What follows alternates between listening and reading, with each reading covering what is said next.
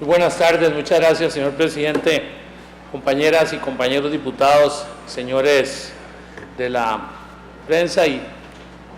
ciudadanos costarricenses que nos escuchan esta tarde. Yo quiero referirme a un tema en el cual he estado muy interesado desde hace 2 años, incluso cuando ingresamos aquí a la Asamblea Legislativa, pocos meses después, en julio del 2014, preocupado por lo que había estudiado y analizado sobre los problemas de las pensiones en el país, presentamos 2 proyectos de ley. Uno que se refería a al régimen de pensiones con cargo al presupuesto nacional y otro propiamente sobre el Fondo de Pensiones del Poder Judicial, que, como ustedes saben, ya en ese momento se había dado un informe de un experto en la materia, de un analista, eso como es la empresa esta de Melinsky, que decía en ese momento que de no tomarse una decisión en relación a este fondo de pensiones, en el año 2027, decía ese estudio, estaríamos con un problema de grandes dimensiones, de un impacto brutal en las finanzas públicas, ya que al no ser sostenible financieramente, tendría el presupuesto de la República que asumir este costo, el cual implicaba en ese momento básicamente 5 puntos del PIB, casi duplicando lo que para ese año se estimaba como la posible, como el déficit fiscal que se preveía para el año 2015. Me preocupó muchas cosas, ayer lo comentábamos.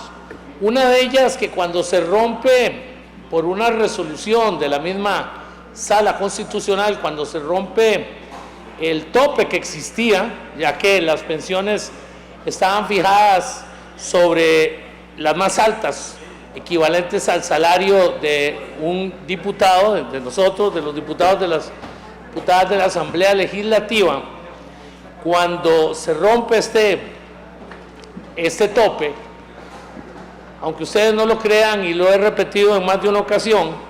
se duró 2 años para notificar la resolución de la Sala Constitucional a don Edgardo, aunque usted no lo crea, para bajar 2 pisos en el lujoso edificio de la Corte Suprema de Justicia, para llevar un documento, estimado compañero, para que tomaran cartas en el asunto y comenzaran, porque la Sala les pedía que debían presentar un proyecto a consideración de la Asamblea Legislativa. Es decir, se pierden 2 años. Ya para ese entonces, en el 2014, presentamos este proyecto de ley y tuvimos aquí incluso un foro muy interesante donde vinieron e invitamos a la señora presidenta de la Corte Suprema, a otros funcionarios que están, incluso a los gremios. Planteábamos ahí una serie de reformas que considerábamos que podían y tenían la posibilidad de atenuar de una forma significativa lo que era este déficit. Uno de los aspectos que uno no puede entender, y sin ser un experto en temas de pensiones, es cómo se fija el monto máximo basado en los salarios, en las remuneraciones de los últimos 24 meses. Eso bajo ninguna forma es sostenible. No hay un régimen de pensiones que pueda funcionar de esa forma. Y nosotros presentamos entonces algunas propuestas que nos permitirían, bajo este expediente 19.226, comenzar a tener una discusión seria, reposada, y así le hicimos ver al Poder Judicial que queríamos, no era nuestra intención como en algún momento se dijo y decía aquí la compañera doña Ligia Fallas, privatizar el régimen, ni mucho menos. Era salvarlo, y salvarlo para que no le cayera en las espaldas de todos los costarricenses. Pero bien, se nos dijo en ese momento que se quería actualizar un nuevo estudio, que Melinsky, que había sido considerado nuevamente para que realizara este estudio, en su momento fue descalificado porque no estaba inscrito en el Colegio de Ciencias Económicas. Sin embargo, lo había podido hacer unos años anteriores. Se va un año y pasó el tiempo, del 2014 al 2015. En algún momento este proyecto estuvo en la Comisión de Hacendarios, estuvimos discutiéndolo, me acuerdo muy bien, estaba la compañera Rosibel Ramos, no sé si doña Sandra Piz también estuvo interesada en el tema, pero bueno, el famoso estudio no se dio. Finalmente llegamos a hace pocos meses, cuando se le encarga al Instituto de Investigaciones de Ciencias Económicas de la Universidad de Costa Rica, y lo que ellos indican, y aquí nadie puede decir que esto es una especulación o es un tema de interpretación, porque en este tema los números son números,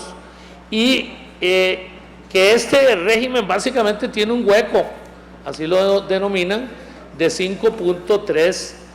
billones de colones, lo cual implica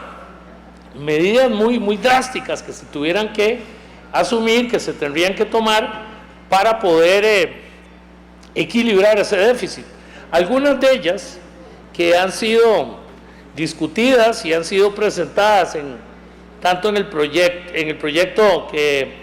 denominado el SUPEN, pero era ampliar la cotización del 11% que se tiene,